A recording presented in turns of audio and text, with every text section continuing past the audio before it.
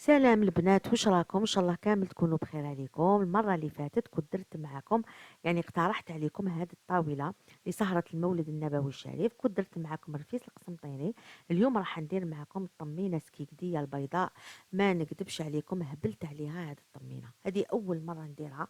عجبتني بزاف بزاف، يعني يجيب لي ربي بلي راني ناكل في حلوه الدر. انا هذه الطمينه اللي راح نعتمدها، يعني البنات لازم تجربوها باش تفهموا على واش راني نحكي. وزيد من الفوق سهلة التحضير. إذا هنايا جبت سميد مولة، لازم هنا بالسميد الرقيق كامل. ديري الكمية اللي حبيتيها نتيا، حطوها هكا في طرشونة، فوروها. لازم تفوروها مليح، يعني ماشي تاع تمتم.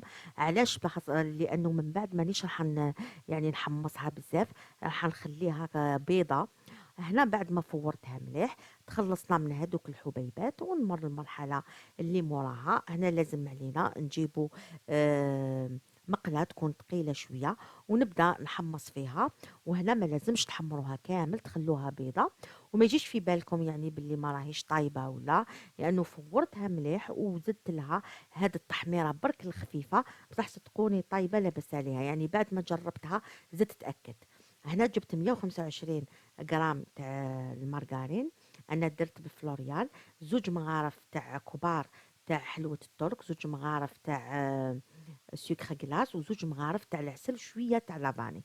وهنا نميكسيها مليح، ولا استعملي يدك ولا بالمغرف، المهم انه تتخلط كامل المكونات مليح هكذا. دوكا هنا الكميه اللي حبيتي يعني تاع الزبده، ونبدا نضيف تدريجيا في هذاك السميد. يعني تقدروا ديروا كميه كبيره تاع السميد، وفي كل مره يعني تلقاوها واجده يعني تستعملوها مباشره. وهنا لازم نستعمل يدي باش نخلط مليح دوك المكونات. شوفوا السمي تاعك يعني كيفاش راهو.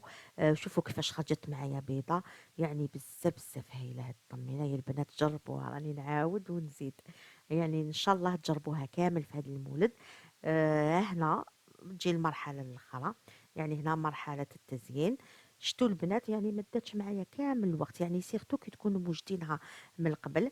نسقم هذوك الحواف مليح هكذا.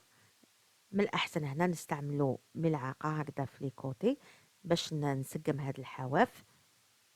ومن بعد نروحو نزينوها بالتزيين التقليدي اللي معروفة به هاد الطمينة. نجيب موس هكذا ونبدأ يعني ندير في هادوك المربعات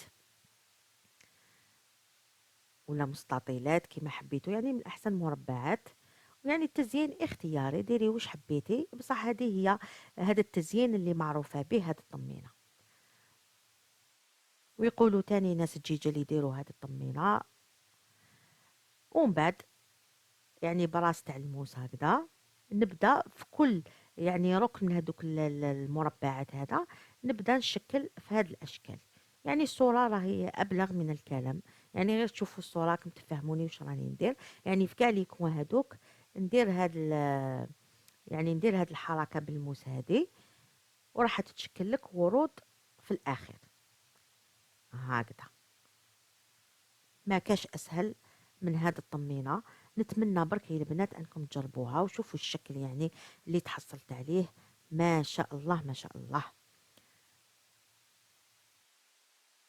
ومن بعد نزينوها بحبيبات. ما عنديش انا الدوري، درت في الفضي. وشوفوا النتيجة، شوفوا دوك الورود اللي تحصلت عليهم في الأخير. يعني هاد الوصفة ننصحكم أنكم ديروها في هاد المولد النبوي. وما ننساش أني نقول لكم صحة مولودكم كاملين، كل عام وانتم بخير إن شاء الله.